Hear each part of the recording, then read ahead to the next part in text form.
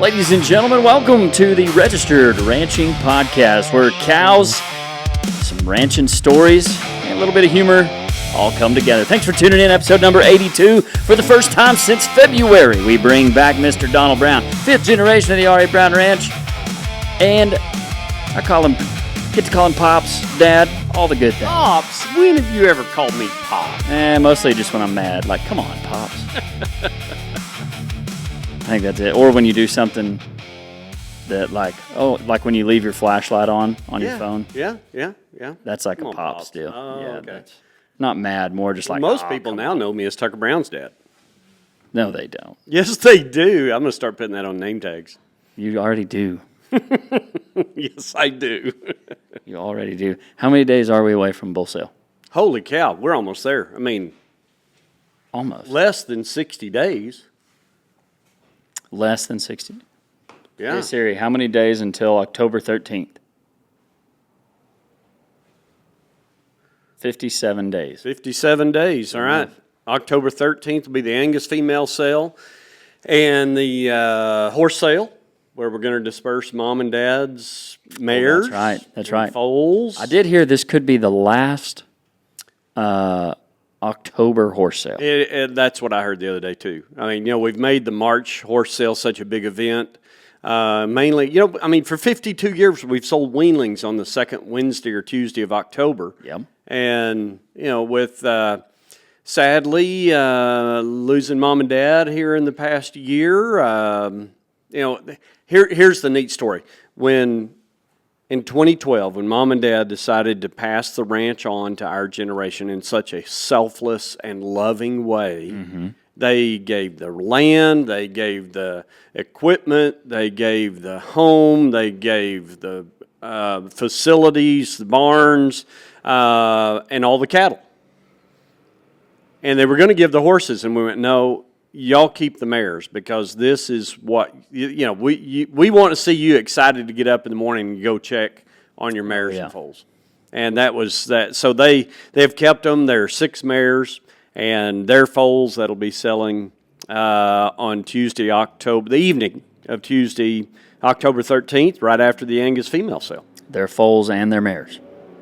Yes, and their moms. Yep, that's right. And their mares and their moms. Yeah. Well, I think we've talked about a few things. Folks tend to like your podcast with the genetic teaching and stuff that you bring, and I figured we could lean into that today on bull development, EPDs, different breeds, things that people may miss. So nothing controversial today? No, nothing controversial about breed associations or EPDs. I have heard more things controversial about EPDs this week than I've heard in my entire life. Have you? Oh my gosh, people like, well, EPDs don't matter. I don't use EPDs at all. Well, I'm like, was it because of your post? Huh? I don't know if it was because of my post. It might have been, but it was Briley's video. Briley caused way to go, Briley. Stir in the bucket. Way to go. Well, hey, if we're talking about it, that's a great thing, because if you look at the science, these are great tools to help us make better decisions. Yeah. So we'll get into it here in the podcast. Sounds like I'm sure I'm going to get fired up. I can tell. I'm about to say I can already feel your heart I'm ready, ready to go. I have your kids don't call me Grandpa EPD for nothing. Well, I've always been afraid that if you did get them to say that they might accidentally call you Grandpa PP or something. Nope, no PP, no ED, no none of that. It's Grandpa. Did you EPD. hear? Had Bob Tallman on the podcast the other day. It was so good. It was a good one, wasn't it? Yes. It's amazing how confidence can get you by a lot of things. Mm-hmm.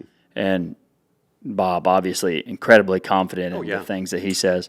And I didn't even catch it until later that he said what EPD stands for. Sure enough. And I just agreed with whatever he said, but it wasn't correct. Oh, we all make mistakes. Oh, I know. And he probably thought he said the right thing. Sure. But I just remember being bought in on what he said. And then somebody texted me and he said, "Is that what EPD stand for?" And I was like, "Well, wait, what?" I didn't even recognize it. I don't know what made me think of that. But pictures at the ranch like what'd you say, 57 days from the sale. Yep. Doing pictures tomorrow. We start pictures tomorrow. We've got a picture about 140 head. And, man, that is one of the most patience-trying things. I'm so glad you were willing to post some of your stuff on social media here about a month ago of some of the strange things we do in the picture pen to get animals to look alert and to look up and to be attractive. Yeah. I mean, it is an art, and it takes a lot of work. It has to be one of the most patience-trying things ever in life, and you are the grand champion of being able to get ears. Have you ever been the grand champion of something you don't want to be the grand champion of? 'Cause that's what I am. You're right? it, man. That's that. You're so good. Briley takes goat pictures. Did you know that? No, I did not know. Really? And goats can't get their ears up. No, it's a little bit easier because you set them up. Oh, A little okay. bit easier. Oh, so you get them to lean into your leg and No worries. Yeah? Yeah. you can like move their feet with your hands. That's Okay. cheating. I know. It is cheating. Yeah. Yeah. Yeah. We have to, Tucker gets him to move one foot just by exactly how he moves his body. And, with the force. oh, I mean, his chi, his focus is just, Look at them. oh, yeah, I'm serious. I mean, it's amazing. It's an Yeah. art. But we're not for hire. I'm so excited for tomorrow. Are you for hire? You want people to call you to say, hey, would you come help us take pictures? I'm sure you I'll could come get- watch them. Come watch them take pictures. Yep. Yeah, but what do we have? Pictures and we have videos, and you just finished going through every single bull. Every single bull. Holy cow. I have cleaned out more dirt out of my ears in the last 3 weeks. You know, it's been hot, it's been dry, it's been windy, and the pins are just a layer of dust. Dusty. Oh my gosh. It has been it's been a handful. But I just finished the last pen of bulls, and man, we got a great lineup. We're selling several herd sires. Yeah. I mean, top of the line bulls we're selling semen on.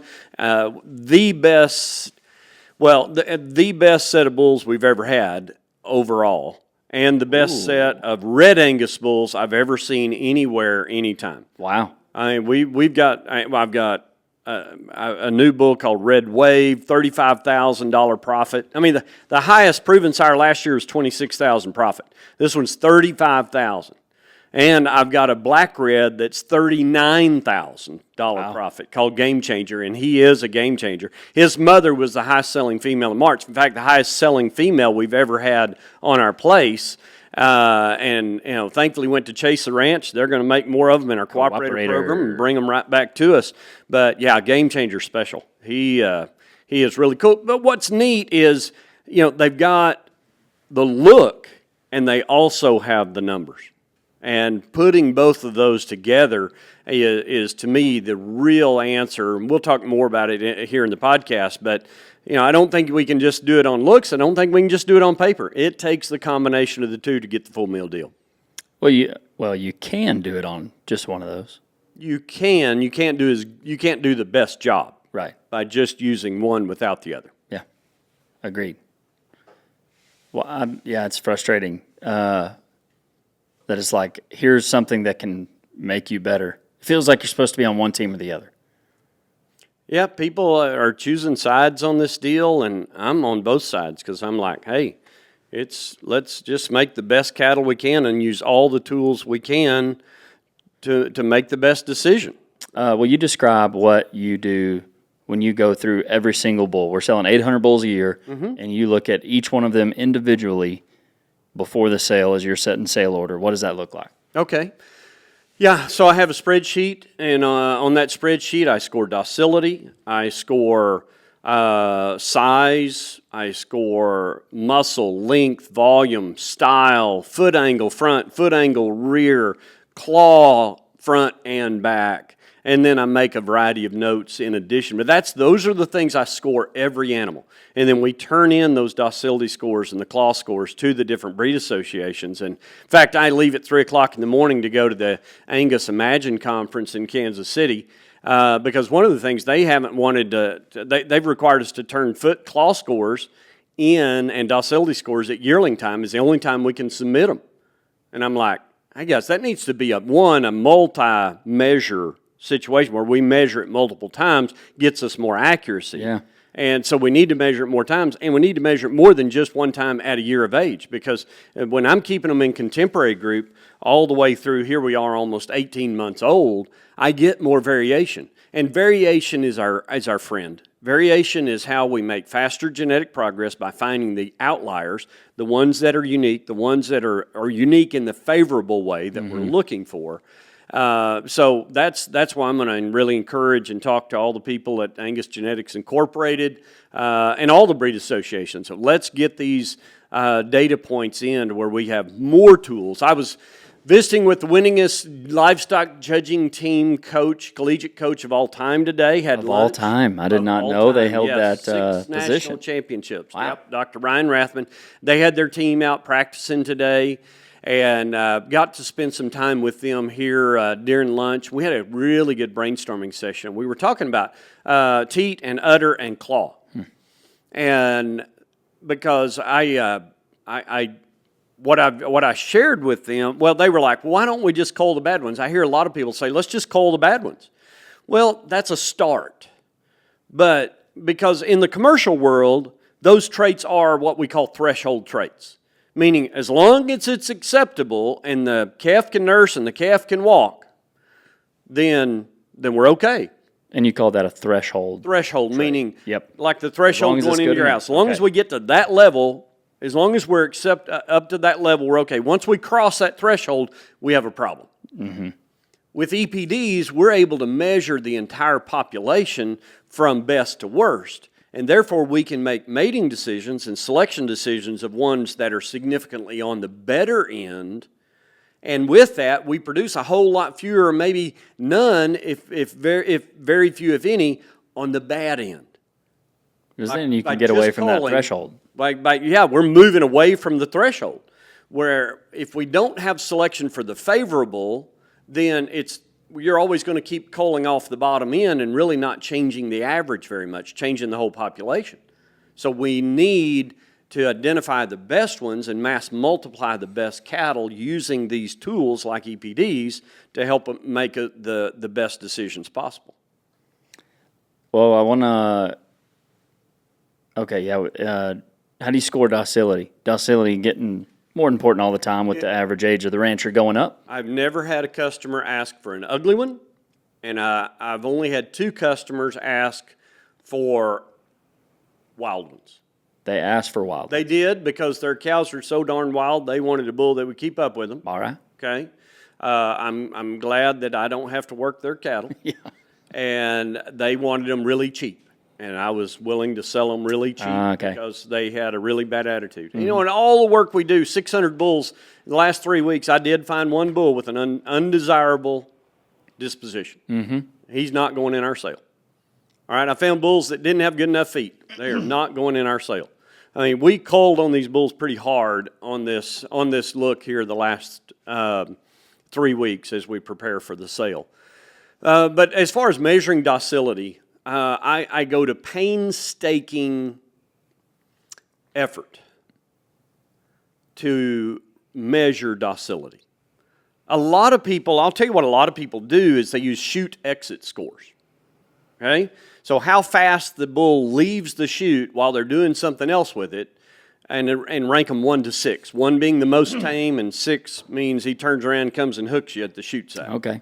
But what I do is I think it's important to test these animals to capture the most variation that's genetic, not environmental. Because how many times have we had that last 2 or 3 in the chute? That's kind of where the bad actors sit at the back of the bus. And we couldn't get him to go in the chute, and so might have applied a little electricity as encouragement to get that bull to go in the chute. Well, that got him riled up, and his chute exit speed got pretty fast. And sometimes that happens when you just have one that doesn't want to go, and he's not at the back of the bus. But that's a non-genetic or an environmental influence on a genetically heritable trait. What I do is I take a group of 15 bulls and put them in the alley. It's a 15-foot wide alley that's 60 feet long. One person brings them out of the herd and holds them between myself and that person, one bull at a time, because we have to remember, cattle are herd instinct animals. They like to be with their friends. And if they are, they're most likely going to get excited. If they're going to get excited, they're going to get excited when they're sorted off by themselves. Yeah, I do hear customers say that. He was fine with the cows. Right. And most cattle are. Mm-hmm. But when you get them sorted off by themselves, you see a little bit more of the true variance in their comfort zone, in their disposition, in their docility. So that's real important. So I think by doing it that way, we treat them all the same. Even when I get down to the last 3 bulls, after I score the third one, I put it back at the end of the alley. You know, while I'm doing them one at a time, I'm going past me as I'm evaluating them, and we're narrowing the list from 15 down to the last 3. When I get to the last 3, I put it back at the end so that when we get to 1, we're not having 1 sit there on hold or on deck by itself. Mm-hmm. Just so that it's got a buddy, a companion with him. But yeah, we score them 1 at a time, score all those things. And with that, it really helps me when a customer says, hey, all right, I'm needing 2 bulls. Maybe just 1, but I'd really like 2. Or maybe he calls and wants 20. It doesn't matter. If they call and say, would you help me pick the bulls I want? Then I can use our sortable spreadsheet.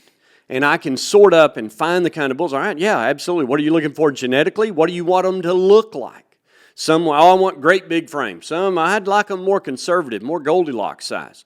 I like them medium. Some like them really long-bodied. Some like them deeper and a little shorter coupled than others, a little easier fleshing. So I'm able to, instead of having to go back out to the pen of 600 bulls, I can then sort them on my computer and get a list to my customers and say, all right, here's the list I would recommend for you. And I have a number of those guys say, oh, man, thank you. And it's color-coded. I love it. Green is good. Yellow's okay. Red, not so much. Kind of like a traffic light. And some say, all right, this is great. Thank you. Would you buy me 2 bulls? And this is my budget. I don't want to go over that budget.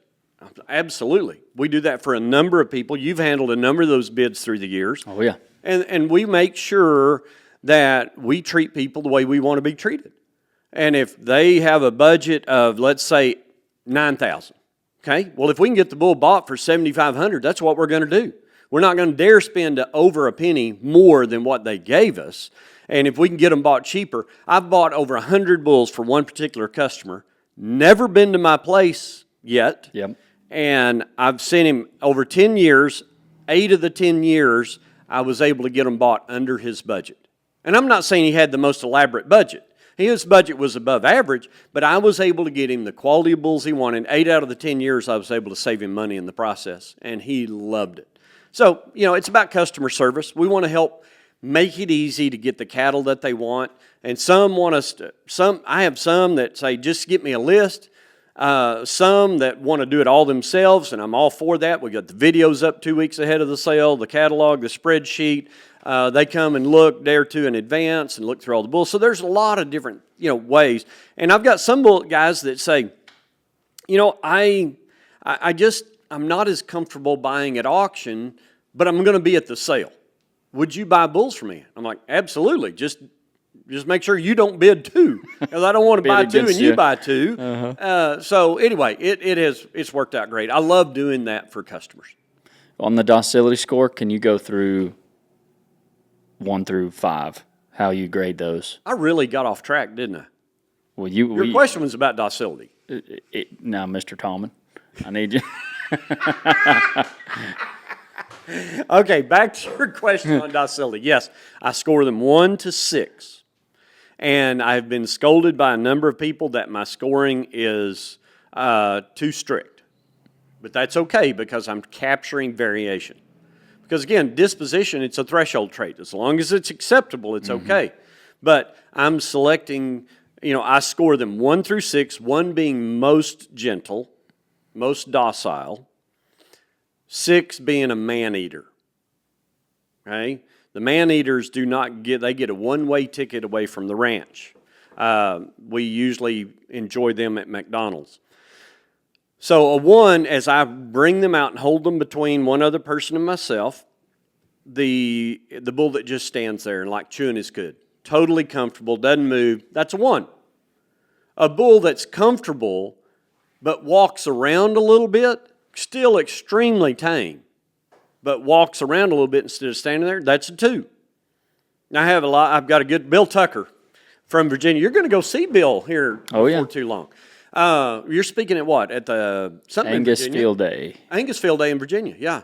But Bill is like, Donald, a 1 and a 2, there's no difference. They're both extremely gentle. I said, well, I know they're both extremely gentle. If I just had my marketing hat on, I'd say they're 1s. But from a genetic evaluation and trying to actually measure the genetic differences, a 1 is different than a 2 slightly, and maybe not significantly to 90% of the cow-calf people out there, but it is. A 3 is starting to get a little bit nervous, okay? He may trot a little bit. His eyes are a little bit bigger. A 4 is starting to get aggressive. A 5 will hook you, and a 6 will jump the fence to hook you. I mean, that's the differences. Mm-hmm. And, you know, I put those scores in the catalog. I've gotten to where now I don't put anything but 1s, 2s, and 2.5s in the catalog. If it's a 3, then it just sells private treaty to a guy that's willing to accept a little less docile. But let me say this too. I want to make sure our cattle have respect, and that they have a respect zone about the distance from me to you. I don't want them closer than that. I don't care how gentle they are. I don't want them closer than that, because I want them to have a respect zone. And if we, if I want to ask them to move, I'm going to step into their flight zone, and I'm going to demand that they move away. Mm-hmm. I don't want one that they can eat cubes out of my hand. Now, I have customers that do that, and they'll take our bulls. Within 3 days, I had them eaten out of my hand. That's great. I'm just saying, for me, I want a respect zone, and I'm going to demand that of our cattle. I want them tame, but I want them respectful. I want them to move when we ask them to move. Yeah, I like to say it like the COVID 6 feet deal. There you go. Yeah, social distancing. Mm-hmm. I like my cattle to social distance. Now, I'll tell you, there are a lot more cattle, these embryo calves born to dairy females, where guys are putting embryos in dairy cattle that are weaned. That calf's weaned on day 1 and raised on a bottle. I absolutely will not accept a calf raised on a bottle, okay? Because they have no respect zone. None. A bottle calf is one of the biggest pains in the backside of anything, almost as bad as a show calf. Yeah. I mean, they're in your pocket all the time. They have Pushing no respect. They'll push you. Oh, they're terrible. They're terrible. And on the bulls, they can get dangerous. And I don't want to put up with that. Well, I want to get to the Ag Gear hot seat here. Oh, hey, I got my Ag Gear shirt on. Yeah, the seat might not get as hot because you are wearing the Ag Gear. That's right. And you can also get a shirt that keeps you cool and lasts a long time online. Use discount code Tucker Brown. Get 20% off. This brought to you by Ag Gear. The Ag Gear hot seat question, I'd like for you to talk about the differences in the 3 breeds that we have and why you think some customers pick one of those 3. Okay. All right. First, let me say that in my lifetime, I have produced 17 different breeds and hybrids here on the ranch and marketed them through our program. Mm-hmm. So I do have a little bit of experience, maybe a little more than most, with 17 different breeds in my lifetime. We are always in research mode, always trying to find what is the breed that helps our customers most and what is it that our customers want, what will make our customers more money, improve their profitability and sustainability in the cattle business. That's what we're looking for. All right, right now we've got 3 breeds. When I came home from college, we had 7, and it was hard to keep up. And I came to the conclusion of let's try 3 things and do the very best at those 3 that we possibly can. All right, we have both colors of Angus, red and black. The interesting thing is that the United States is the only Angus registry, the American Angus Association is the only Angus registry in the world that doesn't register both colors of Angus. Canadian, Australia, Angus, Australian Angus, New Zealand Angus, Scotland, England, all of those countries, all those breed associations, they have red and black Angus in the same breed association, just like Simmental has red and black Angus in the same breed association. It's interesting that Angus, from the beginning in the United States, said, nope, we want our cattle all black. And yet some of the cattle have a red gene. And that's okay to register a black red carrier as long as it goes back to one of the original registrations. Oh. But if I can't bring in a red Angus and register with the American Angus Association. So if there's two purebred Angus that breed, and there's a mutation in the gene that brings the red gene in, it can be a registered. It's a black red. As long as it's a black red, that's okay. As long as it has two registered Angus parents, and one of them would have to be a red gene carrier or a genetic mutation, then it would that black red would be registered. And Franchise of Garton would be one of the lines of cattle. Really? Yeah. Oh yeah. Yeah. Registered Angus has a red gene, and so we've pulled a lot of that into the red Angus population. I don't want to get hung up on that, but I think it's important for people to know. In reality, they're one breed that are separated by about 75 years of breeding strategy and philosophy of the two different organizations. But they're still a lot alike, but there are some differences through those 7.5 decades of selection, or 7 decades. Okay. So both colors of Angus. Both colors of Angus, both colors of SimAngus. So we're going to call it 3 because we've got red Angus, we've got black Angus, and we've got SimAngus, both red and black. Those are the 3. Black Angus, we sell probably more, well, sell about the same number. We sell about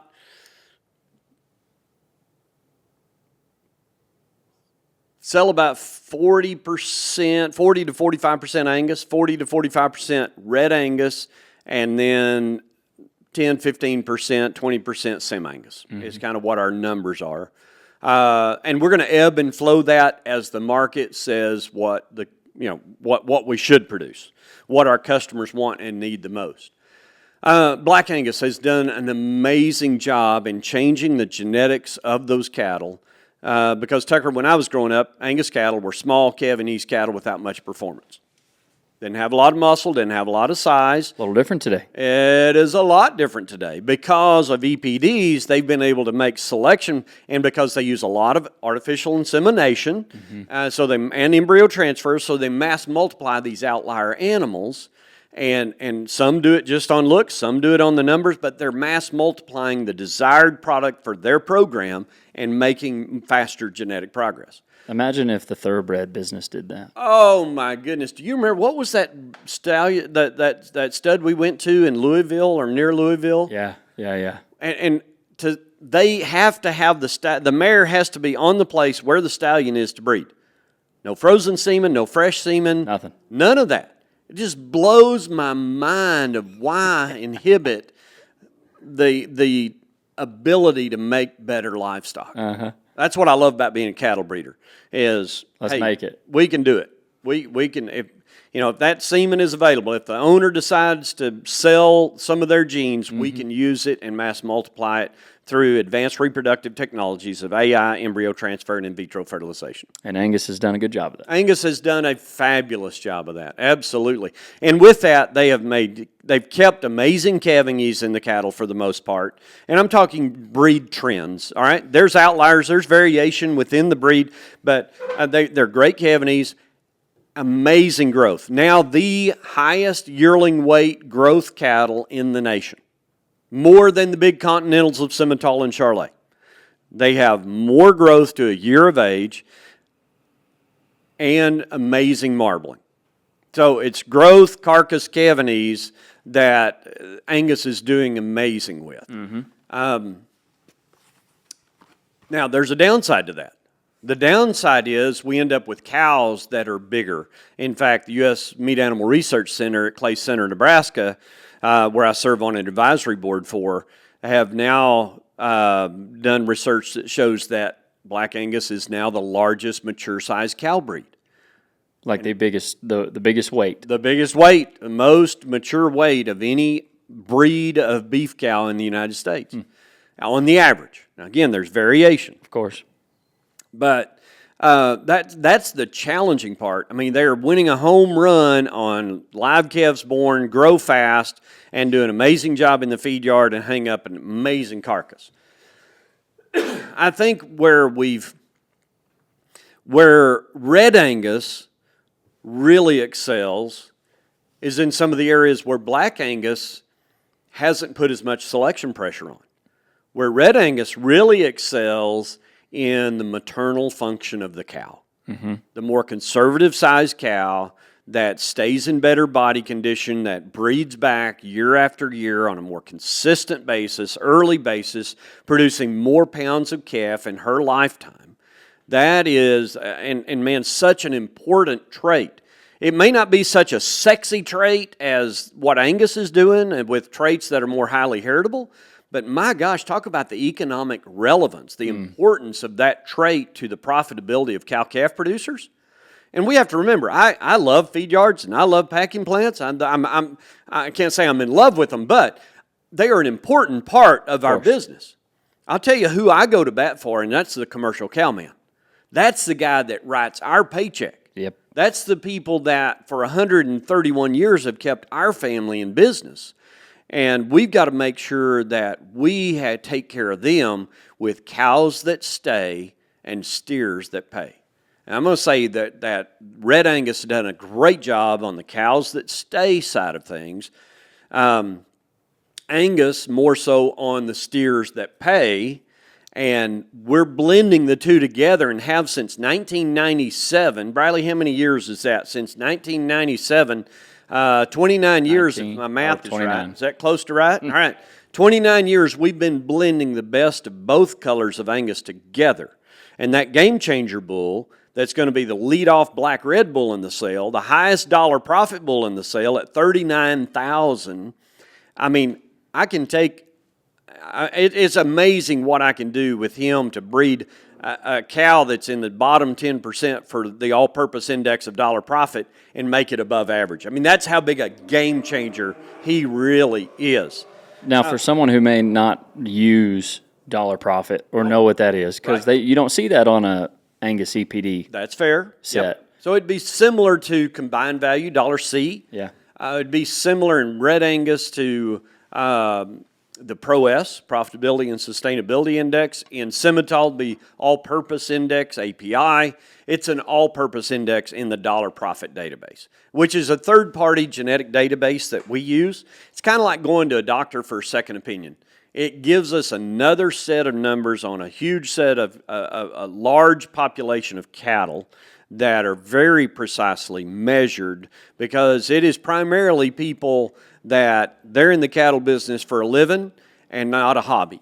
And with that, they understand the science and the importance of accurate measuring. And I'd like to get to that point at some time in this podcast too, the how important it is for contemporary groups and proper measuring. So true. Yes. So breeds. All right, Angus, Red Angus. Red Angus does a great job with the Cavanese. We've been able to put some amazing marbling into our Red Angus cattle. And Red Angus cattle tend to have more visual muscle. And in fact, that's one of the things with Dr. Ryan Rathman and I were talking about today, and he spent a day with us last week at the ranch as well. There are new technologies. All right, let's talk about red meat yield. Okay. The yield grade equation does not work. At all.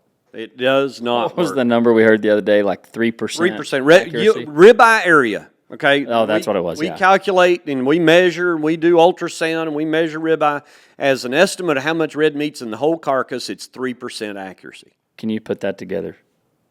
If you were to put that on a newspaper headline, what would it say?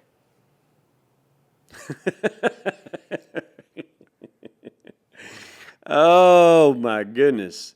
I would say the headline says 97% of what determines red meat yield are things other than ribeye area. There you go. And And we're using that every day. The yield grade equation is ribeye area relative to carcass weight and then adjusted for how much fat thickness there is. And we're not adjusting for how much internal fat there is. There's a whole lot of things. And, well, this beef on dairy deal, and it's a big deal. I mean, it's 1 in every 5 calves by, I think, next year or the year after will be a beef on dairy calf, according to Cattle Facts and several other economists and experts in the industry that work with statistics. And that's huge. And the thing is, those cattle are consistent. They're really good. They're high marbling. They're adding great beef to our industry, way better than the straight Holstein calf.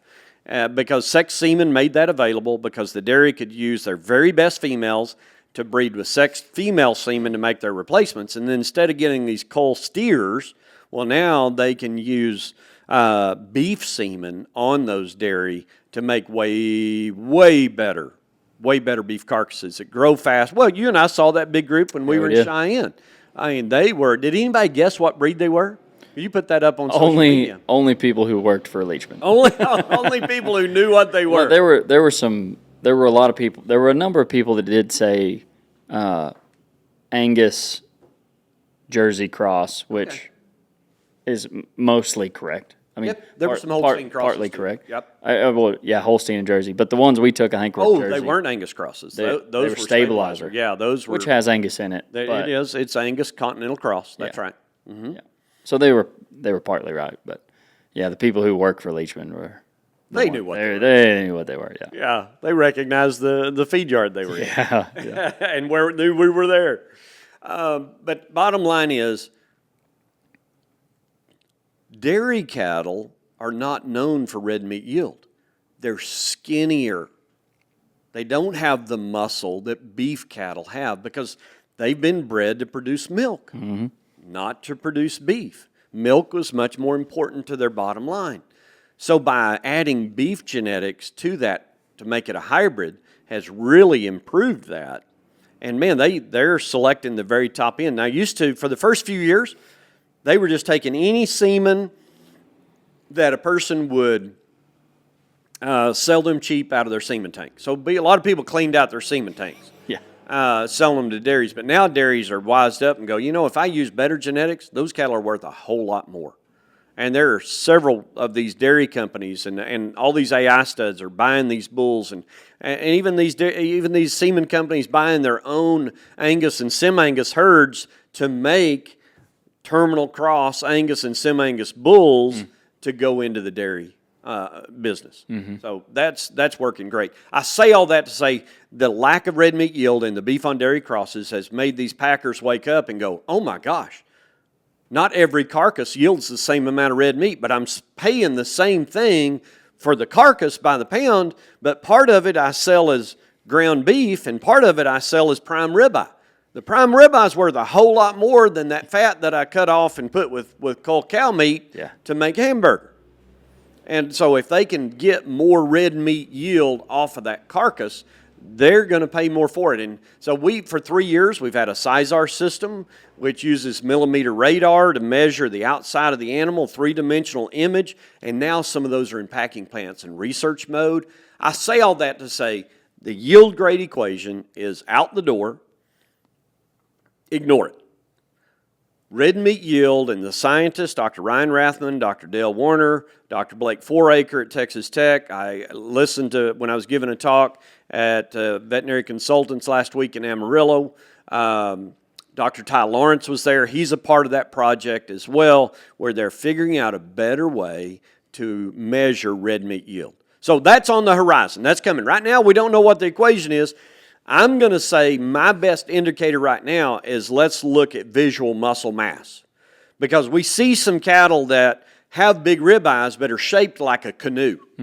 They got these big middles with huge appetites and then these little bitty skinny butts that, you can almost see a T-post on each side of it. I mean, it's skinny little butts. And what we're saying is let's get those cattle that have muscle throughout are going to produce that's my proxy today until we get better tools, a better equation to measure red meat yield. So I think this might be a good time to jump into a question. Because right now, the statement you just made kind of plays the horn of the people who are frustrated at EPDs. Yep. That the EPD is wrong, visual is what I need to go off of. Yes, all right, I hear what you're saying, because that's the horn they're That's the horn they're playing.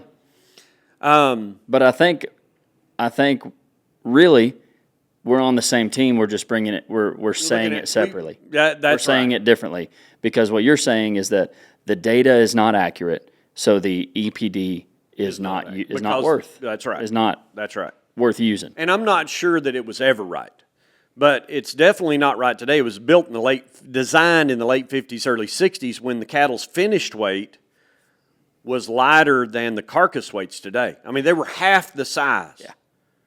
With more back fat and less ribeye area. I mean, it was... Wasn't it on like 12 Hereford cows? It was a very small number of cattle. I don't remember 100-something. Anyway, it was a really small number that it was designed. Yeah. Would not pass muster today from a scientific threshold. Yeah. But, all right, Tucker, now you're getting me fired up, because now I can hear people saying, well, I heard on Registered Rancher Podcast, Donnell Brown said some of these EPDs aren't right, like yield grade. Well, you know, we're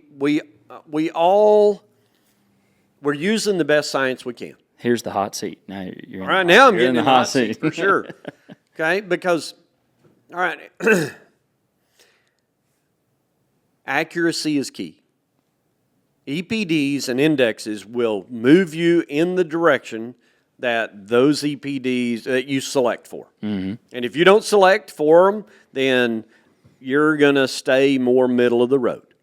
I've got one customer that selects strictly for breed average cattle, because he said, I don't want to get off in the ditch in either direction, so I'm going to select for breed average. Well, that's okay, but I'm going to tell you, I look at selecting genetics kind of like selecting a spouse. Or if I had any influence on your daughters and the boys that they date and the spouse that they choose to spend the rest of their life with, I'm going to hope they're going to look at a whole lot more than just what he looks like. Mm-hmm. I'm going to hope that they're going to investigate, they're going to go meet the parents, they're going to see what the parents and the siblings are like. They're going to see, is this person have much common sense? Is this person have a great personality to hang around with? Is this person honest? Is this person everything that I want them to be, more than just a pretty face? And if we're just selecting, I mean, it's like going to farmersonly.com and looking at a picture going, whoo, she's pretty. I bet I want her to be my wife. Well, I know some friends that did it that way, and they're not married to that one anymore, and they're looking for the next one. I want to use all the tools I have available to make the best decision. And to me... Hear that, Bradley? I want to make sure that I'm using all the tools I can to make the best decision. Doesn't mean we're going to make perfect decisions. We're still going to make some mistakes. But if I can use the right tools and use them to the best of my ability, I'll make a whole lot more right decisions than I do wrong ones. I feel like we're looking at, here, bro. You need a water? I do. You're getting me fired You're up. good. You get me. Thank you. I would love one. Here's $2 of the $7 that Tucker loaned me the other day. You kept them? That's it. That's right. Where were we? Where were we? We got distracted. We were talking about just looking at them. No, I love your saying how there's more shark attacks where there's more sunscreen. Hey, there's a high correlation. Yeah. There is a very high correlation between the use and sale of sunscreen and shark attacks. It does not mean that sunscreen causes shark attacks, but they are highly correlated. Mm-hmm. They're not causative. They're correlated because people go in the water. When they're swimming, they wear sunscreen. And when they're swimming, they're more likely to get bitten by a shark than in the dead of winter when they're not using sunscreen and they're not swimming.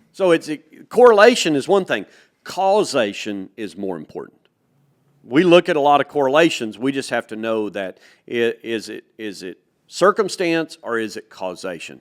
And that's where, all the EPDs we look at have varying degrees of heritability. But when we have lots of data, even the lowly heritable traits can become very accurate and help us move a population in the right direction. So for the bull customers, for the cow-calf guy who's been, here we go, for the cow-calf guy who has bought a bull off of EPDs and been disappointed. Yep. And now is just against EPDs. Okay. Which is a group of people today. We both know people that have not had a good experience. Yes. Yeah. What do you say? What do you say to them? All right. Well, let's go back to your daughters and selecting a spouse. Yep. If all they did was selected on how well they did on like an SAT score or an ACT score or some measurement of intelligence, they may get the smartest person out there in the world, but they may have the personality of a tree stump. Mm-hmm. And they may have no athletic ability whatsoever, and they may have no common sense. And they may look like the ugliest person in the world. And maybe all of the above, maybe none of the above. But if you only use one selection tool without looking at the whole picture, you can end up with something that doesn't fit, something that's not what you're looking for. Because even though we're getting more EPDs that are more descriptive, like claw shape and height and weight and things, but, we still, I don't want to be the one-eyed man in the land of the blind. Okay, the one-eyed man in the land of the blind, man, he's a pretty big winner. But he ain't much in the land that can see with two eyes. And I want to use both EPDs and phenotype combined together to get the most complete animal and the most complete spouse for your daughters and the most complete spouse for Lanham and Josie's boys. Sure. Yeah, it is funny. We've heard more about that this week. Yes, from week. Australia to the United States on social media, and I'm just like, people just bashing EPDs. Do you think, what did that podcast, that social media post we had this week was about, are you tired of inaccurate EPDs? And when I saw that that's what you put as kind of the heading, I was like, oh no, that's not really what I wanted to say. I wanted to say, are you wanting more accurate EPDs? So can we go there for a minute? Yeah. The EPDs are only as good as the data that goes in. Sadly, there are a few people that will falsify information to make their animals look good. Let's go back to dating online. Mm-hmm. Okay, how or maybe it was back when you were playing football and the coach used to say that you were 6 foot, 195 pounds, and you were how tall? 6 foot, by God. No, you were not even close to that. 5'9.5", baby. $155. There you go. But you kind of, let's make it look a little better than it is, so that when they look at the stats, they go, wow. Well, when we do that, when we do that. Thank you, Briley. Thank you very much. When we do that with cattle data, the sad part is people have not figured out that, one, that is the fastest way to commit seed stock suicide. Because as soon as people find out that you have falsified data, you're done. Your trust is garbage, and people will not buy from you. There's been one guy in one breed that did it twice. And the Red Angus Association breed fined him $10,000 both occasions and denied him the ability to register cattle for quite some time, and he did it again. Sounds like they need to up the ante on the fine. Yeah, on the fine, no doubt. But, and other breeds are afraid to do that because they're afraid of lawsuits in today's world. But here's what they're doing. The reality is there's statistical models that can find data, the erroneous data that doesn't make statistical probability sense. Boy, you were sounding like a professor. Erroneous data? I don't know if I've ever heard that said. So what they're doing is they're just filtering out that data that doesn't meet the normal realm of probability. They just throw it out of the genetic evaluation so that it doesn't create Falsified information. Doesn't falsify, and it doesn't adversely affect the accuracy of other traits. It may slip through every once in a while, but most of that gets filtered out. Now, there are some people that don't turn in any data. They depend on DNA, and DNA is a powerful tool. It is an awesome tool. We double DNA every one of our calves. One for the breed association and one for dollar profit, because I want the most accurate EPDs possible. But if I just use the DNA, I don't get as much, it's not as informative as letting the DNA enhance the EPDs to increase the accuracy. Again, it's looking at the full meal deal. Right. And here's one thing where your mom, talk about, you need to get mom on here. She'll get fired up. I've tried. Because you look at the EPDs, and when we turn in all the data, used to the data would move the animal's EPDs quite a bit. But if we do the DNA before we turn in the data, we don't see a lot of change. And so mom goes, well, why in the world are we going to all this work to turn in all this data and do all these measurements and type in all this stuff into the computer if it doesn't change the EPDs? And that is a valid question. But here's why. Because the DNA is kind of like artificial intelligence. It only knows what to do because of the information that it's fed. And if it's not continually fed the newest, most accurate information, then it stays lost in the past. Sure. And the best example I have for DNA, well, let's use cavities. I got a call today, all right? I got a call today from a customer in Oklahoma that he DNA tested all of his bulls. And ours had already been DNA tested anyway, but he did it on the commercial test with Neogen. And he DNA typed them all because he doesn't get all his bulls from us, but gets a fair number of his bulls from us, and we appreciate that. But he had to pull several calves weighing over 130 pounds out of his first calf heifers. It was a disaster. Ouch. Yeah, big out. Nobody wants that. Nobody wants that. Well, the DNA brings them back to, he found out who the daddies were. And so what we're trying to do is figure, and they were not our bulls, thank goodness. I was hoping you were going to go there. Yes, I mean, they were not our bulls. They were not our bulls. But the people that aren't measuring the traits and taking the time to go out and weigh every calf, I'm not talking measure the size of its hoof or its head, or look out there with a set of binoculars and go, oh, I think he weighs about 75. You know, that's bogus. That's guessing. And we need to actually measure. We can best manage what we measure. So we've got to measure all those things. But the DNA, if you don't have continuous data flow into the system to train the DNA, then the DNA becomes less accurate. Gotcha. All right, let's talk about cavities, though. Let's say a guy's got 25 heifers to breed. And he chooses a bull. He breeds those 25 heifers. They all calve unassisted just like he wants. Now it's time to breed the next group of 25 heifers. We're a year down the road. He has 2 bulls to pick from this time. He can use the bull that he used last year, had great success with, or he can use another bull that has exactly the same EPDs, but has never produced a calf. Now, Briley, being the genetics guru, volleyball player at Lubbock Christian University that you were, and you do know a little bit about livestock, but you would be one of the lesser experienced livestock breeders in the room. Is that a fair statement? Very true. All right. So I'm interested in those 2 scenarios. Would you pick the bull that you used last year that you had great success with, or another bull that had the exact same figures but had never produced a calf? What would you use? I'd probably use the one that I had great success with. The one you had great success with. Yes, because you can trust what he did in the past. You can trust what he did in the past. I think that is a brilliant answer. And I agree with you 100%. DNA testing our bulls increases the accuracy of all the EPDs, the equivalent of about 25 calves worth of information.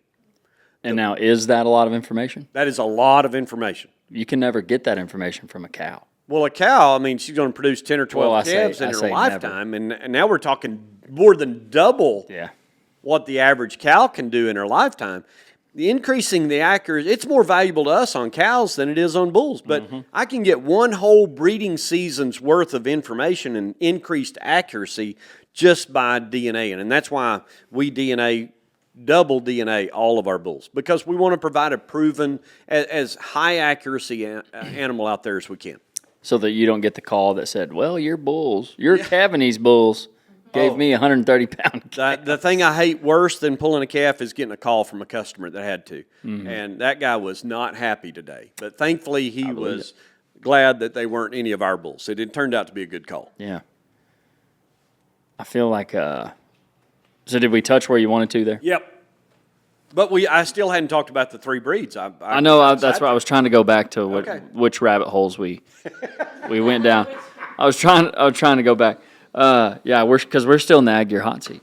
So back I got this Ag Gear shirt on. Man, I'd be sweating right now. So back to SimAngus. Yeah, SimAngus. That was Angus and black and red. Yep. Red You Angus, finished black there? Angus, SimAngus. Yeah, I'm through with those 2. One more question on those. Okay. What does dollar profit tell the bull buyer? What does it mean? Oh, well, so dollar profit is an all-purpose index. It is a summary of all the traits that we have that influence profit. And we have to remember the profit equation is income minus expenses. For years, we've done a really good job of selecting for output. More weaning weight, more yearling weight, more marbling, more ribeye, more milk, all of those things. We haven't, until recently, done as good a job of selecting for the cost side of the equation. I mean, 10 years ago, we put in feed efficiency testing at our place to test all of our bulls to know how much they eat and how efficiently they gain. Because, boy, that influences value a lot. The U.S. Meat Animal Research Center has validated that dry matter intake, or appetite, is a lifetime trait. Not just while they're in the feed yard. But the cow, if she has high appetite as a calf, as a yearling, she's got high appetite her entire life. And she's going to eat a lot. Her grocery bill is going to be a lot higher than a cow with less appetite. And if they produce the same, then the one with a more conservative appetite is going to be more profitable. Because it requires less input. Less input, yeah, less expense, income minus expenses. Yep. So we've got to look at that. And that's why I'm going to say blending both red and black Angus together has been really good, because those 2 breeds really complement each other now, where they both have awesome strengths. They're not bad in the others, but they're awesome strengths that complement one another. And I love that. Our black red bulls, people are using them and having great success with them. Some would rather have a red one, some would rather have a black one, and a lot of them are like, hey, that bull will work for me. For years, they've said, those are the best bulls in your sale. What are they? Well, they're half black Angus, half red Angus. What is that? I'm like, well, it's like Texas Tech. Yeah, half black, half red. Oh, gosh. But they're like, but what do I do with them? I said, turn them out on your cows and make money, because they are the money-making kind of bulls. So, yeah, I mean, all the strengths and weaknesses of SimAngus, they give us the things we love in red and black Angus with more red meat yield.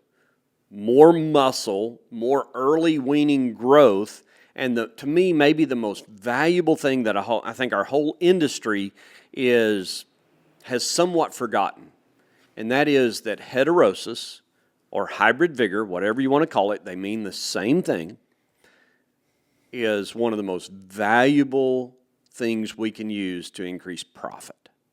Because when we blend different breeds together, we get a genetic explosion of increased performance.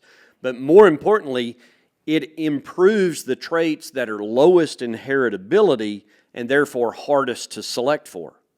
So I can, with one blend of crossbreeding, one combination in crossbreeding, I can improve longevity and fertility, functional longevity, stayability, lifetime productivity so much, pregnancy rate, whatever you want to call it, that reproductive efficiency and longevity in the cow, I can improve so much. And that's why we love Simmental and SimAngus.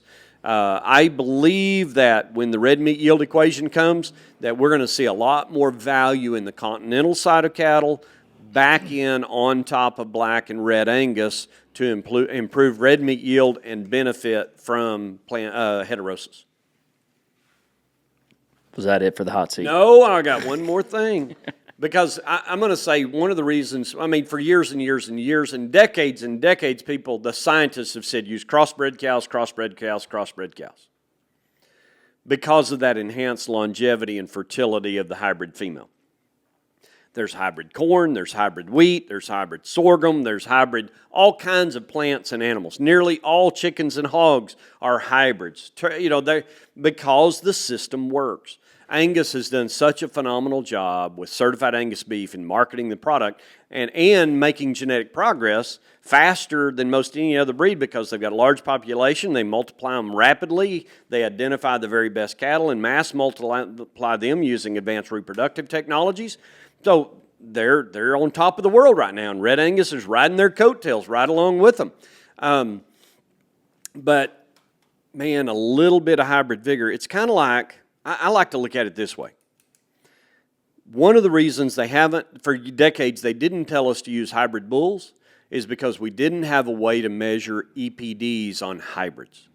We didn't have the scientific methodology to accurately separate what was improvement because of hybrid vigor versus genetics. Now we do.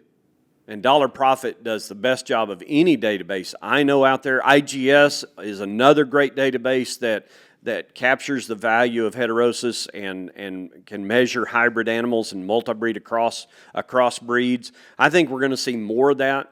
I think we're going to see, I'm going to step out on a limb here, and I'm going to say there's going to be a variety of very popular Angus lines of cattle that are not going to look good for red meat yield. And they're going to need something, be it red Angus, be it some big-time outliers for red meat yield on black Angus or continental, like Simmental, to greatly improve that, to fix the area that needs improvement. And that's the beautiful part about having an open herd book like Simmental and Red Angus have, where if I need to bring in another breed, I can bring in another breed and breed back up to whatever level we want to be. And I'm a plan of crossbreeding systems, and that's the beautiful part that Simmental, SimAngus bring to the equation. I think it'll be pretty cool to be able, because this will probably be one of the larger changes in, I mean, DNA changed EPDs a lot. A lot. And like foot scores and foot EPDs are relatively new. Yep. But if we get a new red meat yield deal, this could be, this would be like all those charts that show how growth started changing so much in the 80s. When we got EPDs. Yeah. I feel like this chart's going to look the exact same. Yeah, it is, because it's going to more accurately measure red meat yield. And we're going to be able to manage. And we're going to manage because we can measure it, because we can identify it. And the thing is, the people that are buying the carcass, the people that are buying the live animal to harvest, the packer, they're the ones that are going to send the signal. Because when they figure out which ones red meat yield better than others, they're going to discriminate because they can. Because they have the information to make a decision. This animal makes us more money because it produces more red meat yield. Hey, marbling is still important.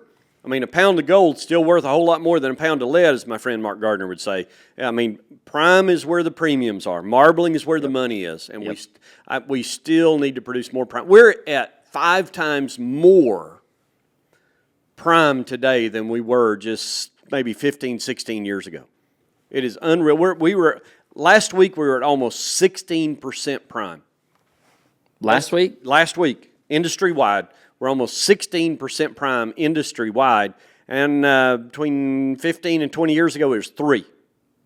well, like 2 years ago, we were at like 9. Yeah, I mean, it's growing massively. I feel like last year we were at Because it's a highly heritable trait, Yeah. and we're able to make rapid progress because it's a highly heritable trait and because we measure it. And when we can provide consumers with an awesome steak that tastes great every time, I mean, that's what's driven our highest prices ever in history and where we are today. I mean, there's other dynamics, supply and demand, but course. that providing cattle that beef that people love to eat because it tastes great, big deal.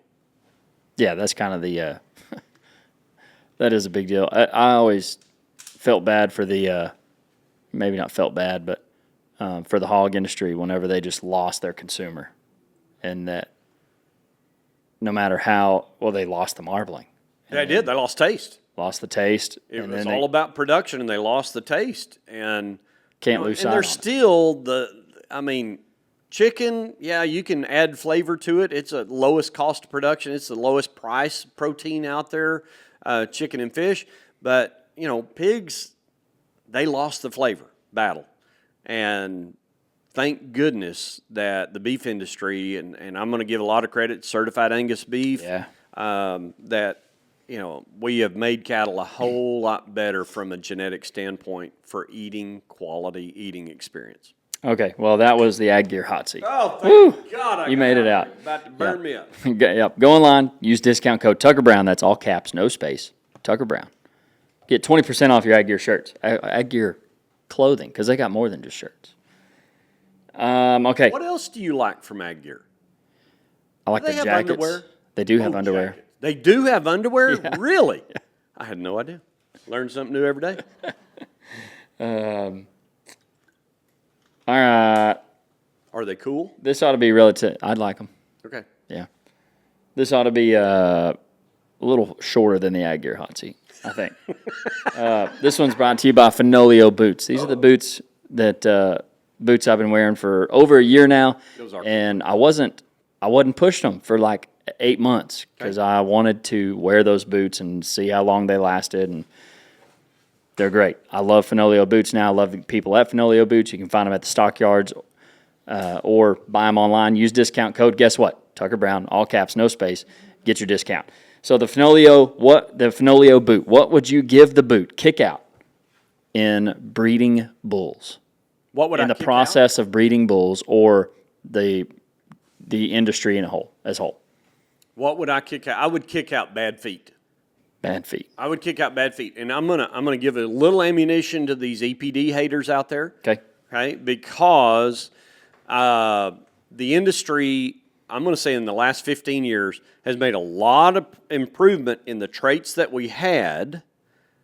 And as a result, there were a lot of breeders came into the business that didn't know which end of the cow got up first. And they bought cattle, but they didn't have a lot of manure on their boots. And they could do math. Mm-hmm. And they're like, well, if these numbers are higher, they must be better. Not that every number higher is not always better, but that's still a lot of people think that. And my colors, if we get to that, will describe that. But there were a lot of people that just bred bulls by the numbers. And they did not look at structure. They did not look at the skeleton. They did not look at feet. And there have been a number of cattle mass multiplied with bad feet. I'm talking toes Curly that toes. curl in and curl up like a ram's horn. And, I mean, it's atrocious what we see in places. And, my dad always said the best place to cure that was to start trimming right behind the ears and just to cut them. Right behind, start at one ear and don't quit until you get to the other, and that'll fix the problem. But I'm going to go back to the EPDs. Now that we have claw EPDs, we can select for the better ones to greatly improve the whole population. Mm-hmm. And we have. But I'm going to say the thing that I would boot is selection for just EPDs or selection for just phenotype, because neither one are the right answer. That was good. Your Fenolio boot right there. Boom. The Fenolio boot. Yep, go online or go to the stockyards. Tell them Tucker Brown sent you. Get you a discount. Now, do you sell Fenolio boots at the Tucker Brown store in the stockyards? I get that picture sent to me so often. Rustin. Yeah. had a date at the stockyards this past weekend. Oh, Had his date. Rustin had a date in the stockyard. Really? And Oh, he had Rustin. her talked into that was my store. That's the guy I work for. He's really good at women's clothes. Yeah, really good at picking out women's clothes. Different Tucker Brown. Yeah, not my store. That was invented before you were even born, Tucker. It was.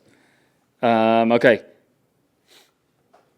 To Bedrock truck beds. Oh, okay. This segment, one of my favorite segments, brought to you by Your new truck Bedrock. bed. Huh? I like your new truck bed on your Looks dually. good, doesn't it? It looks great. Love the hay spike on it. Yeah. Been using it a lot for those wean calves, kicking out hay. Yep. The Bedrock truck bed. They're the toughest beds we use. Toughest beds, and that's why we use them. And with that, what is the toughest thing about genetics and breeding bulls? Oh.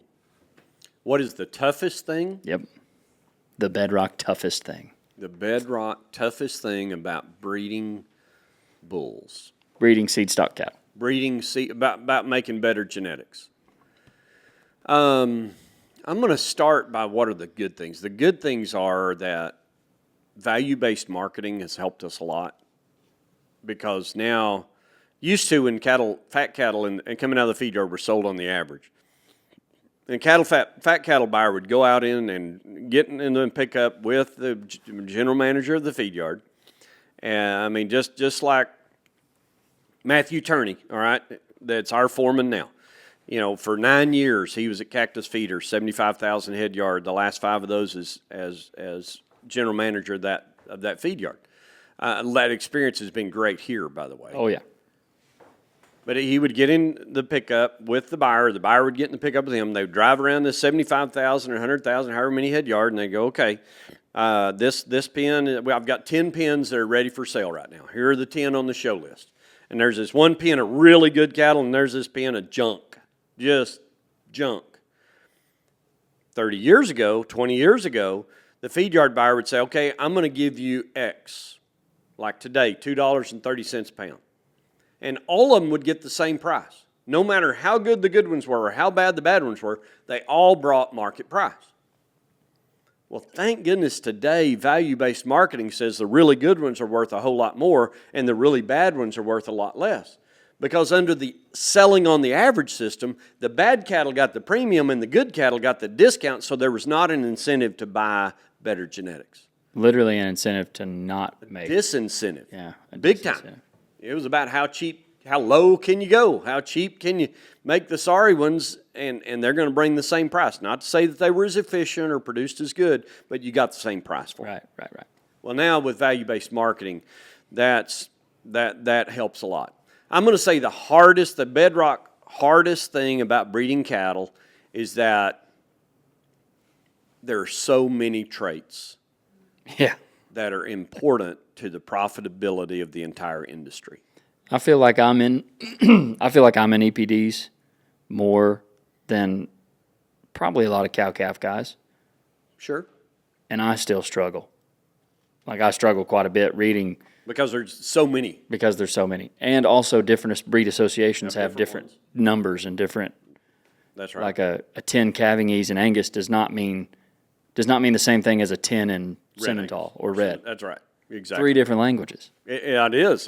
It's, like speaking French and Spanish and English.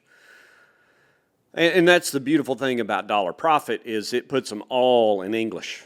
It puts them all on the same base. Where a 10, regardless of what breed for Kevinese, or a 1.0 for Marbling, or a 100 yearling weight EPD is the same regardless of the breed. That's one of the things I love about that. IGS has a similar thing with Red Angus and Simmental and the breeds in IGS. But I'm going to say the hardest part is there's so many traits. I mean, here's all our customers want. Really, I mean, we can boil it down to this. It's really simple. We want to say it. Seed stock production is really simple. They want a calf born easy, grow fast, not get too big, but have a heavy carcass, be a great mom, and grade prime. You'll grade 1 and live forever with great feet and look good. But other than that, they really don't want much. Not more than that. No, not more than that. They just want it all. And that's a lot of coons to get up all in one tree.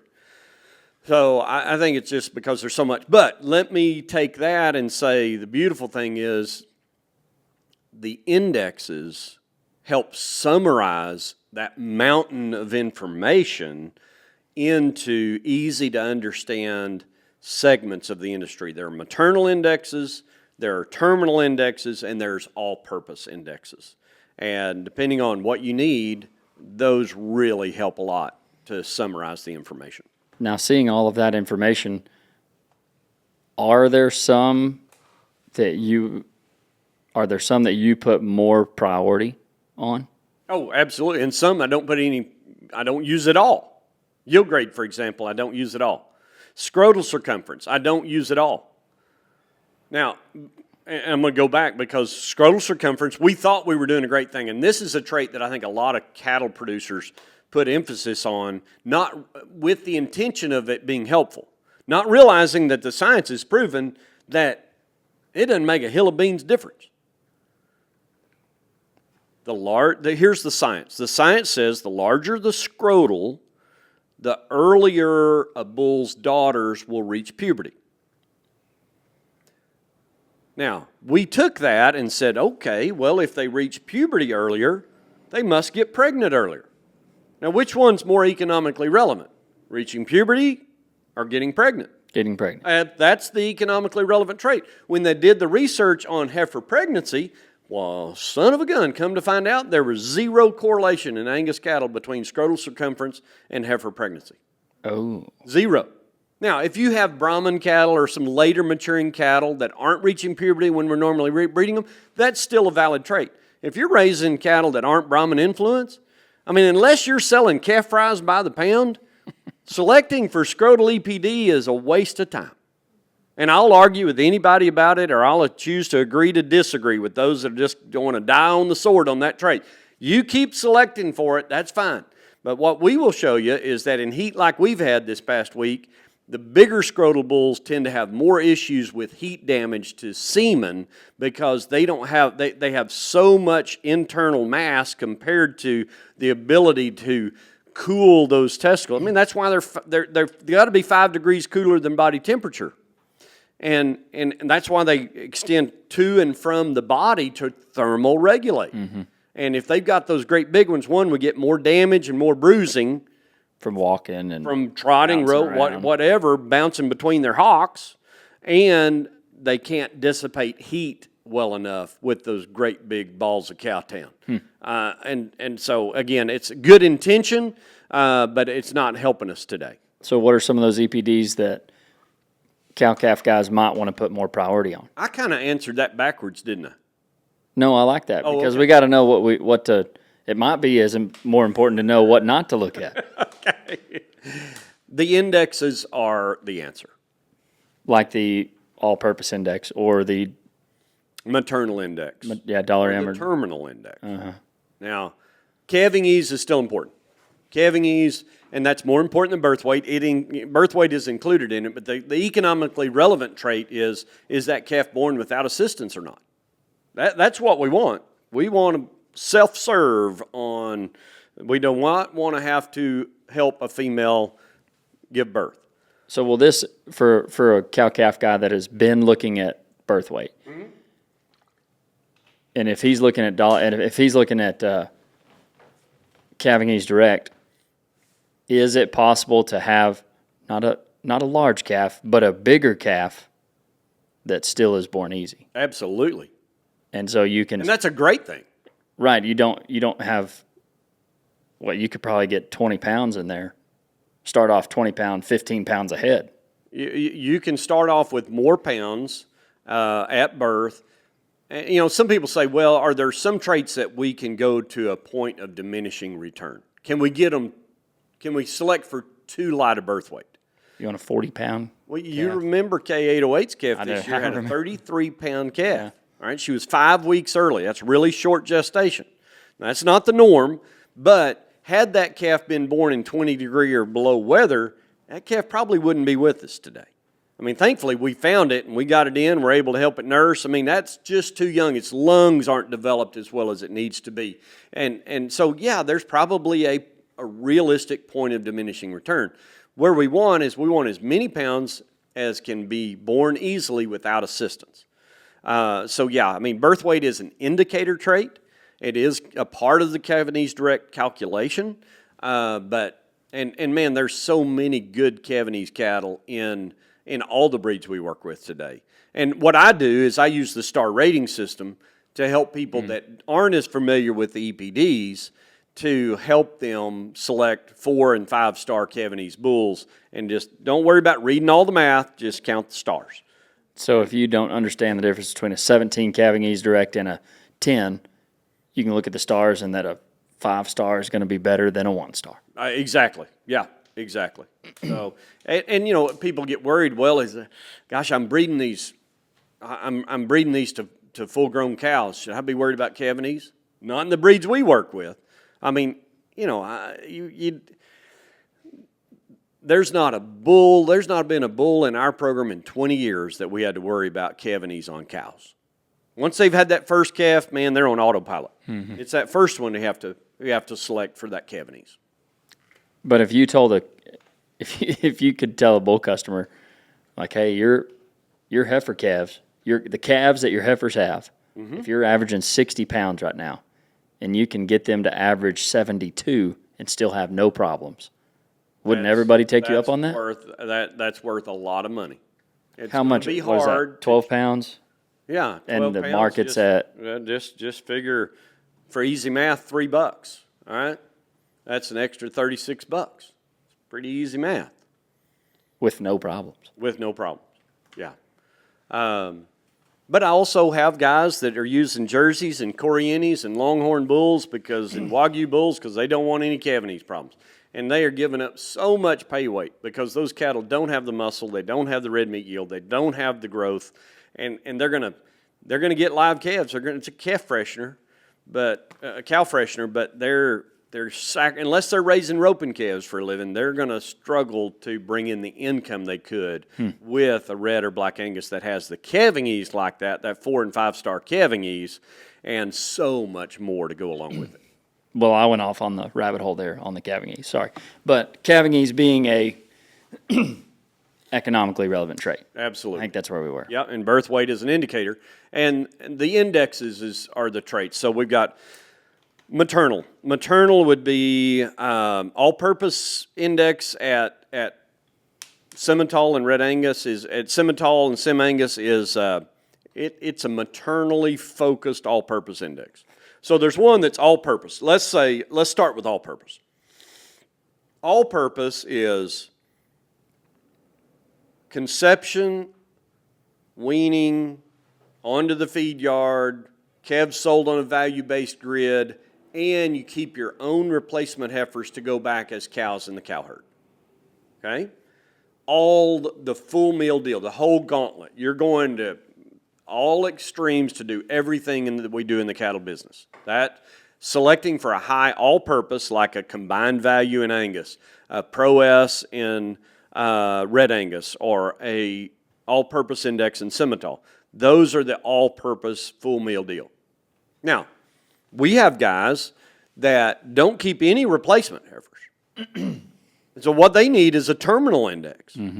Because they're going to sell every bull calf, every male calf as a steer, and every heifer. They're not going to keep any replacement. So they need to maximize growth in carcass. So there's a terminal index. $B is a terminal index. Now, there were a lot of Angus breeders thought that $B was an all-purpose, and it's the greatest thing since sliced bread. But please know, $B, beef, is a terminal index about beef and beef production, not about reproduction. And that's a big difference because the maternal index is about reproduction. The terminal index is about beef production, and the all-purpose is the combination of the two. So a maternal index is about selling calves at weaning time and keeping your own replacement heifers. Doesn't have anything to do with growth and carcass.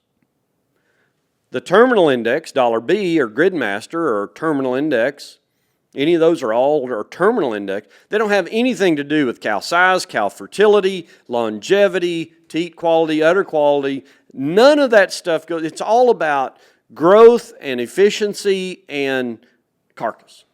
That's why those dairy guys love them. No, absolutely why the dairy guys love them, because they're going to harvest with every one of those calves. They're not making any replacements.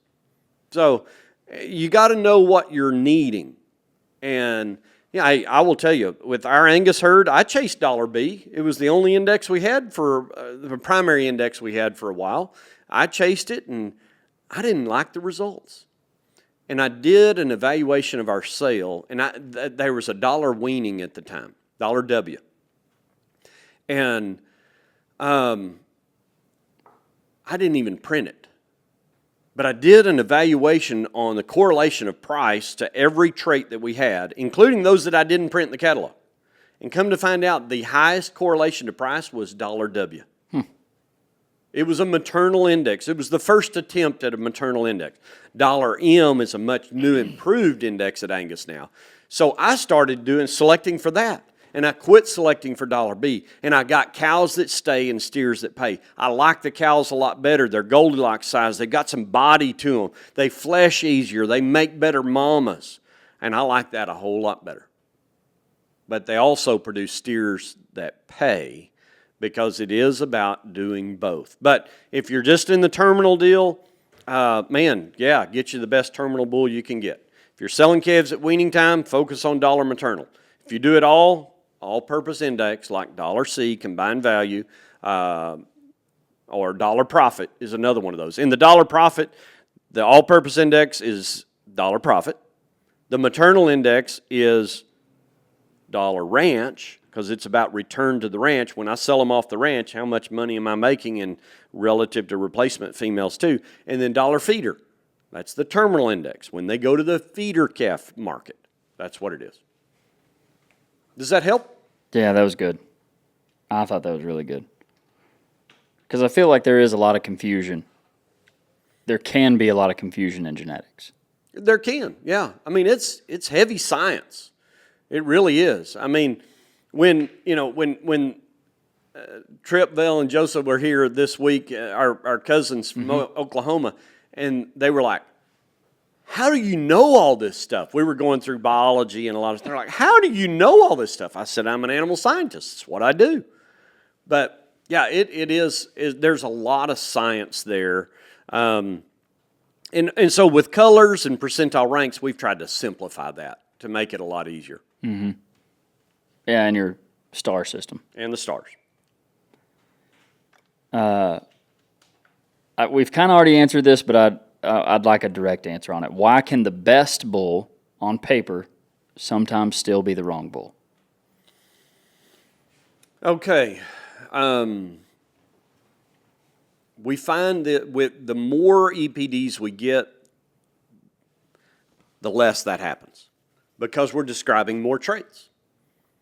I remember in 1983, I was 14 years old. We got the first set of EPDs. And Dad just put me in charge of learning how to use EPDs right from the get-go. He said, these are going to be important. You figure out how to use them. These are going to be a big part of our future. And they have been. Mm-hmm. I mean, they're why our cattle are some of the most sought-after cattle in the industry today.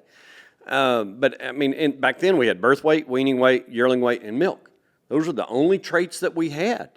And now we've got this whole long list of EPDs, so we better describe them. But, for example, I mean, you all right, let's look right here. Can you get that camera over here and look at this? Because Ryan Rathman was pointing this out today. All right, so here's the EPD targets. All right, and I've changed that a little bit, but here's the EPD targets. Where green is good, yellow is okay, like a traffic light. Yellow's okay, red probably need to stop. Now, this down here is the top 10 Angus bulls in the industry, and I have it for Red Angus, and I have it for SimAngus as well at the front of each breed in our catalog, and our new one will be out about September 15th. We're about a month away. But I color code all 10 of these, and one of the things Ryan Rathman looked at that, and he said functional longevity and dry matter intake, there's a lot of red in these 10 most used bulls because those are new traits that we haven't been selecting for. Well, now all of a sudden we have a metric that describes it. And we were not selecting for it. And come to find out, we might have been selecting for some traits that caused those traits to not be good. We were selecting for the highest growth we can. Well, when we select for ultra high growth, we select for high appetite. And that's a lifetime trait. Those cows get a big grocery bill in them. Functional longevity. You know, that's the lifetime functional fertility and longevity of a producing cow. And there's a lot of red in that. Where you look at down here, and we've got a lot of our bulls, and there's not a lot of red. Not saying there's a perfect one. Hadn't found the perfect one yet. But that's where I would say is, you know, when the best EPD bull is not the right bull is when it does something that doesn't fit our goals and our program that were not described by EPDs. And maybe it's looks, maybe it's, hey, I'm going to turn this around too, Riley, so you can see this, because I've changed this a little. But if it had a hole in a trait that we weren't measuring, Right. that's when it would not be the right bull. But with the more information that's coming out, that is happening less and less. Yeah, we just know more about them. We know more about them. All right, here you see purple. So purple is a major improver. So I have on the really upper end, and Ryan was asking me about this today, Dr. Rathman was. So for low dry matter intake, I've got purple for quite a bit of the not the highest, not the best low intake, we'll call it, because a cow still needs a certain amount of appetite to be able to consume the groceries she needs, especially in times of dormant grass, like right now in August or in the middle of winter. They need to consume enough quantity of lower quality forage to meet their nutritional needs. Teat and udder quality. The very top 1%, in my opinion, is not the right answer, okay? We don't need little half-inch teats that the calf can't latch on to, okay? And we don't need little teacup udders that don't hold enough milk to feed a squirrel. And so where's that sweet spot, that happy medium? So when you see our new catalog come out and our new spreadsheets coming out on our website in mid-September, that's going to have purple as the color, where it's not necessarily where we're going to go, but if you have an issue and you need improvement, I didn't want to put it in a less desirable color. Yeah. That's why I put it in purple. Gotcha. And because that's our school colors here at Throckmorton. Yeah, that's the first time I've seen it. Yeah, it's purple. That's for winning. For right? winning. Yeah. No, that's the colors sure make it easy to look at what a bull is in seconds. So I've been doing the colors for 30 plus years. But I just shared them with the public in the last year and a half. And I have been advertising them in the Angus Journal and now in the Red Angus magazine, just this latest issue, and I'm getting so many compliments where people call and go, wow, you made it so easy. You made it so easy to understand how to do that. And so now what I'm working on doing is developing a program. Right now I've got to color them by hand. But we're getting enough people to say, would you color code my EPDs? I had a guy that bought every terminal bull I had and then went to another one and needed 80 bulls.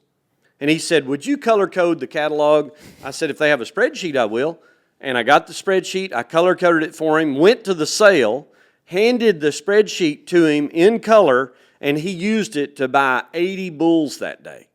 And he had the highest average of all those people there because he had a lot of confidence that he was buying the right bulls that fit what he needed to make him the most money. And that's what that does. Yeah, it does a good job of that. Yeah, I mean, you know, when Angus had us on their podcast here a couple of months ago, they were saying, like, well, now, is the red, is that, you know, what do you think about it? I mean, that's kind of showing your warts. Are you sure that's the right thing to do? I'm like, it's not the best marketing tool to show people your warts, but I'd much rather know than not know. I like transparency. I like being able to communicate the most important traits that describe the genetic merit of the animal, and let's describe whether they're in a good, an okay, or a not so good level for their program. You said that this is like the best group of red Angus bulls you've ever seen in a sale that you're putting together. So what is it that is exciting you about this group specifically? Well, this group specifically, all right. So yeah, it's the blending of red and black together. And it's so funny because there are purists that are like, red, who the hell would we need black Angus. And there are red Angus breeders out there that are just as passionate about making red ones and despise the black ones. Yeah. And I'm like, why discriminate? I don't care if they're purple and polka dotted. If they're the best for our customers, let's make them. And, you know, that Mike Wood was one of the first to really latch on to this black red, and he bred black red to black red so that they were really outcrossed, not related very much to the red Angus population. And he sold a lot of really valuable bulls in the last 15 years. Oh, yeah. And so Kelly said, why are you letting other people benefit from that? Why not breed black red to black red? I said, well, when we do, 25% of the time, we get a homozygous black. But 3.5 years ago, the Angus Association changed their rules to where they will now register a red heritage animal as long as it's homozygous black and 100% Angus. Mm-hmm. And they recognize red as Angus as long as it's homozygous black. So it can be a red. So now I've got some of those coming into the Angus database as new outcross genetics. And I've got these that are really outcrossed that are red in the red data. Well, I think it was 2 years ago, 8 of the top 10 bulls in the red Angus breed for registrations had a black animal in their pedigree. They were all red, but they had a black animal in their pedigree. So a lot of these top bulls we've got right now, you know, I've got Red Wave, he's an ideal son. I've got Dundeel, he's an ideal son, and his mother is selling in the sale also. I've got Artemis. Artemis is a Titus son. We just sold Titus to Select Sires as a proven sire. Titus's mother is going to be is also going to be in the sale. A Whitewater daughter. All right, she's black. And so we've got black and red blended. It's the best of both blended together to make the most complete animals in the database. And then you got Game Changer. He is black. He's out of the J789 cow that topped our sale last year, highest selling cow ever in our history. Yep. And he's sired by Voracious. And I'm going to tell you, so the cool thing is we bred a lot of females, including some of the females in this sale, to those 4 bulls. So people are going to get early access to those bulls that I think are going to be game changers, breed changers, big-time improvers because they do all traits well. Kevin, like I described a while ago, just the things our customers want. Everything. All of it. That's it. That's all of it. Okay. Hey, I need to throw a plug in. Can I throw a plug in? I need some really good SimAngus cooperators. There you go. Because I've had, well, Kurt and Susan Russell have been awesome. Sugar City, Colorado, they're dispersing the first week of December. They're going to retire from the cattle business. We're going to miss them. We've had a couple of other families that have dispersed in the last few years. We need some really good SimAngus breeders that want to join our team. They want to produce great cattle. They let us pick the top half of their bulls after they're weaned. We bring them here. We develop them for the second half of their life, 8 to 10 months, so they're developed here. We sell them through our sale, fully guaranteed, our brand only. They qualify for our Rancher's Sustainable Angus program. If the calves are half Angus, red or black, doesn't matter. But I need some more Sim genetics because we're getting short on numbers. So if somebody's wanting to be a cooperator, Call me. call you. I need SimAngus. I'm pretty full on Angus and red Angus. I don't really have any room right now. I need SimAngus. Those that were willing to produce top quality SimAngus cattle, call me. I'd love to hear from you. There you go. There's your chance. Yep. For somebody wanting a foot in the door, there's your chance. Okay, 2 questions here. if somebody's buying bulls and not from us, which is okay, we don't have enough bulls to Take care of everybody. We'll take care of the best we can. What do you suggest what are questions they should ask or things they should look for? Oh, good. One, they need to ask for the EPDs and the percentile rank, because that percentile rank really helps describe, or just use my color coding system. What's fun is the last couple of years I've gone to sales and people have shown me pictures of their spreadsheet that they used at somebody else's sale using my color codes. And I'm like, love it. That's awesome. I want the whole industry to use it. That's why I started sharing it, publicly on our website, in our sale catalog, in our advertising. Wasn't it about a year ago that you released them? First time, to the public. Mm-hmm. Yeah, it's been strictly used within our team prior to that, but I think it really has helped us produce the best cattle, and I think it's a great way to share it with the industry. What was your question again? To people who don't buy bulls from us, what to ask for and what to look bulls, for. Regardless of who they're buying, what do they need to ask? EPDs, percentile ranks, and demand that they're DNA tested. DNA test to parent verify to make sure they are who they say they are, not because people lie, but because when DNA testing first started, on the average, about 10% of registered calves were not by the parents they thought they were. So a bull jumped the fence or a calf swap. Bull jumps the fence, yes. Cows switch calves at birth. Grab the wrong straw semen. There you go. Or it's the natural service bull instead of what we thought it was the AI bull, because it was right in between. Yeah. DNA tells us. DNA verifies what the parentage is. When you have the parentage right, your EPDs become a lot more accurate. Mm-hmm. And that's been a big game changer there the last few years with DNA.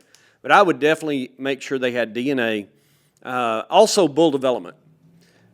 We feed a corn-free diet because we like to develop bulls for longevity. I love corn-fed beef. I love a low-carbohydrate, high-fiber diet for breeding animals, for bulls and females you want to go have them spend the rest of their life on pasture. Then let's stay away from the carbs. Let's go to a low or no grain ration and a high fiber ration using a lot of forages to develop those cattle for longevity. Those are the three things you'd say. Yep. DNA test. Yep. Make sure they're DNA tested. Make sure you get the with percentile ranks, EPDs, and bull development. And ask about their bull development. I mean, that's, we sell age advantage bulls. It costs us a whole lot more money to get them 6 months older than when most people sell them. But, I like to say, why ask a boy to do a man's job? Let's get them more mature. Let's get them where they're more ready to hold their condition well and stay in good condition. Breeding cows. I had a call from a customer in Oregon the other day. They're like, love how your bull's held up. Had a call from a guy in Florida the other day. Opposite end of the country. Love how your bull's held up. I'm coming back to get more. Yeah, that means a lot, hearing that from customers. Yeah. All right, last question. What? About the cattle. Okay. If Donnell Brown were to build this perfect cow herd, what's it going to look like? Oh, wow. Perfect cow herd? Perfect cow herd. Well, Tucker Brown, we might get a chance to do that. We might. If you'd hurry up. I'm just kidding. I'm trying. I'm joking. Number one, she would be Goldilocks size. Number two, she would have tremendous fertility. And the best way to get that would be a hybrid cow. So my ideal herd of females would be a 1/2 to 3/4 red Angus. In Texas or in Texas. Okay. For our environment here. Yeah. And really a lot of environments, because it's not just for the heat adaptability of the red hide, but the maternal strength and the more conservative size of the longevity of the red Angus female. Okay, so what'd you say, 1/2 or 3/4? 1/2 to 3/4 red Angus, 1/4 Simmental, and the other quarter I'll leave open. If you need a little heat tolerance, put a little more heat tolerance in there. If you got a tremendous environment, you can put a little more Simmental or Continental in there. If you've got a tough environment, you may want to go with a breed that's a little more conservative on mature size and milk production. And that's one thing we hadn't talked about, but we'll save that one for another podcast. Okay. So there's going to be another one? Well, I mean, if you want. So how big would they be? You say Goldilocks. Yep, To you, what's Goldilocks. In today's market, they would be, because the packer wants an 1,100-pound carcass. No, they want a 1,149 pound or something, isn't it? or 1,099. Okay. I mean, they want a big carcass that doesn't get discounts and grade prime. A lot of times, unless you're using a terminal crossing system with a maternal line female, which I think is a smart move to make, hybrid maternal cows, terminal with a few maternal sires to make your replacement females, or buy your replacement females, one of the two. That's a great system. Our other competing protein industries use those all the time. But so many, because the average herd size in the U.S. is less than 50 cows in a herd, most people want generalists, cattle that do all things, not specialists. And so when you do that, a lot of times your cow ends up being close to the same size as the finished steer. Well, if you take 1,100 pounds and divide it by 64%, which is the hot yield of 62 to 64% hot yield, it's about a 1,700-pound cow. That's a lot bigger cow than I want. Yeah. You know, I mean, it'd be like us driving a Big Mac truck to pull a 24-foot trailer. I don't need that big a truck on the ranch. I'd rather have that 1-ton pickup that can pull that 36-foot trailer, fused trailer, wherever I need it to go. But I don't need an 18. I don't need a big truck. I don't need a Freightliner. I don't need a Kenworth. I don't need a big. I need. But my cow and use a lot of terminal sires on her would probably be a 1,250-pound cow. Body condition. Body condition score 5.5. 5.5 at 1,250. Yep. And I'm going to tell you, there aren't a lot of cows. That's going to be below the average size of the cow herd in the United States. And people go, oh, I got 1,000-pound cows. Well, you better just go check your scale. Because my bet is they're going to be a whole lot heavier than that. I had a guy call me today, said, I sold some fat cows the other day, weighed a ton. Really? Yes, weighed a ton. And that's not too terribly uncommon. It's a big old cow. That is a big cow. That's a lot of grass. She requires a lot of fuel. Yeah. Yep. And at a time where drought is pretty Yeah. relevant, I mean, pretty active, Yeah. Yep. it's pretty tough. So, and you know, hey, when corn prices change, they could double. And beef prices could go down I think we're going to increase numbers some, but not fast. Nationwide. I think corn prices are going to stay relatively low, but at some point in time, those markets will change. Corn feed prices will go up. Cattle prices will go down with supply and demand. But, you know, that efficient cow that fits the environment, I think is still rule number one in cattle production. So I'm going to say a 3/4 red Angus, quarter Simmental. And if I'm going south of Interstate 20 and east of Interstate 35, which would go from Oklahoma City to San Antonio, that I would have a quarter Brahman in her. That would be my favorite cow. Nice. So from Fort Worth, south and east, I'd have a quarter Brahman in her, a quarter Simmental, and half red Angus. Okay. And then I do want to touch on this quick. Running out of time. But the weather, we went to Beef Cattle Short Course in College Station. Great crowd. Great Yeah, program. Always is. It is. Glad we go to that one. And the weatherman was good. Always. Brian Bledsoe. Bledsoe. yeah, Brian Bledsoe is a great. stud. Great speaker, first of all. He's fun. Really great He's got a speaker. podcast. Does he? Yes. Oh, dang. Yeah. I need to listen to it. But I like listening to him because he's one of the best speakers that I ever get to watch. But then his information is incredible. I get it. We make fun of weathermen for not being always right. But if there was one that was going to be, if I had to bet on one that was going to be right, It's going to be him, He's great. Yeah, the Desert Farmer. the Desert Farmer. Yep, the Desert Farmer podcast. That's him, He Brian Bledsoe. he's good. Well, I guess we got good news. Oh, we did get good news that as we look at the fall and winter next spring, it looks like a lot more rain. El Nino. Yes, much better weather conditions strong one. for our part of the world, a strong one that we should be able to fill up tanks and grow grass and get things back to normal, which would be an absolute blessing. So Yeah, it would. Excited about that. Absolutely. Hopefully that'll help us be able to everybody be able to Run more cattle. Run more cattle. And they're worth what they are today. I mean, that's the beautiful thing is when they're worth what they're worth, you want to be able to produce as many of them as you can. Yeah. Okay, and I got a text the other day. We had Bob Tallman on. If you haven't listened to it, you need to go back and listen to it because it's really good. The Bob episode 80, and he texted me when was that last week that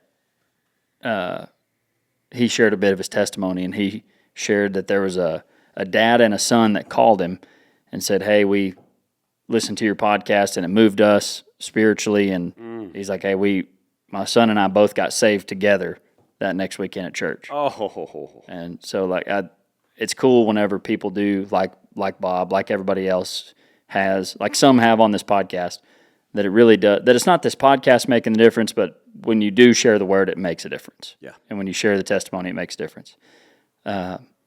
Anything you want to share on that? Well, Or maybe, and it could be just as simple as what you've been studying lately, or a way that the Lord's moving in your life. yeah, God is so good, and faith is such an important part of our life. You see it so much in His creation, His design, and I'm just so thankful for our family, and the legacy that Rob Brown and Peggy Brown left from a faith standpoint is giant. Mm-hmm. They stood for what is right. They strived each day to live a godly Christian life. And Mom passed since the last time I got to be here with you on this podcast. And I've had so many people say, I just love Peggy Brown because she always made you feel like you were the most important person in the world.